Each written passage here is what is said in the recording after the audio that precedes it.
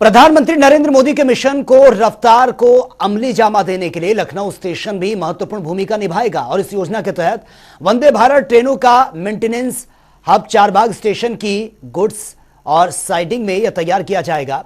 और आपको यह भी बता दें, जहां पर कोचों के मेंटेनेंस से लेकर ओवरहॉलिंग तक का यह काम होगा। रेलवे के निर्माण की इकाई ने यह काम शुरू कर दिया है और इस योजना पर रेलवे 130 करोड़ रुपए खर्च करेगा।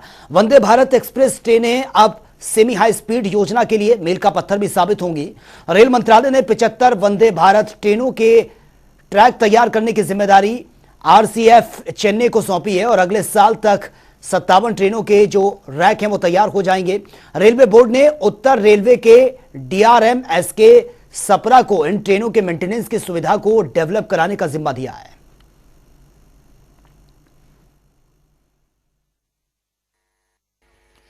प्रधानमंत्री नरेंद्र मोदी मिशन रफ्तार के तहत रेलवे को वंदे भारत ट्रेनों की सौगात दे रहे हैं।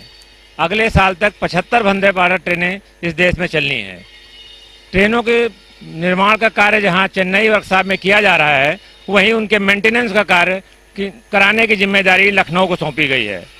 लखनऊ के पुराने गुड साइडिंग को तोड़कर उसकी जगह पर वंदे भारत का मेंटेनेंस डिपो बनाया जा रहा है। डीआरएम एसके सपरा ने इस काम को अपने जिम्मे पे लिया है और वो इस काम 130 करोड़ रुपए से कराएंगे।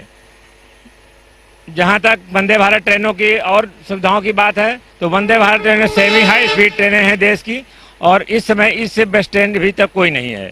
इन ट्रेनों की रफ्तार 160 किलोमीटर से लेकर 180 किलोमीटर तक मिलेगी, जिससे लोगों को आने जाने में बहुत सहूलियत होगी। सभी जगह की ट्रेनों की मेंटेनेंस के लिए लखनऊ में कोचिंग यार्ड बनाया जा रहा है, जिससे यहाँ आकर के ट्रेनें मेंटेन हो सकेंगी।